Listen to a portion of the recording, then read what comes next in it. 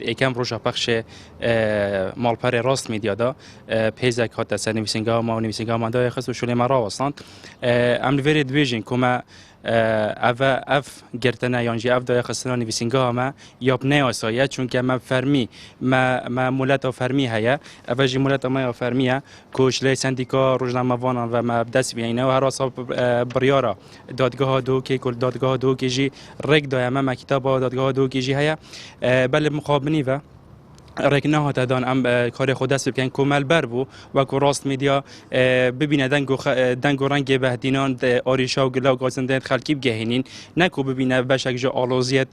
سیاسی و ببینه ململان سیاسی دنا برای سیاسی ده بلکه ما میدیا که سر بخو بو خلکی بهدینان گلا و گازنده دوانا گهینه جن بر پرز بو کو چاره سر بکن بله مخابنی و دستهرات تنگ نفسی اف کار ما ورگرد و اف دای خسنه تمام بریاره که سیاسی پشته یا طلب کردن سیاسی ما جمع و کو امروز نموان دروی بازنه یا حزب دستهرات را دور به دین ما ویا بسر بخو ایش بکن کار بکن بله مخابنی و اف دستهرات طلب کردن سیاسی دیگر مبکارت اینن ما همی پنگاوت خواه اینه جبو کو بشن جبو کو بشن جاره که دی راست میده بکویت کاری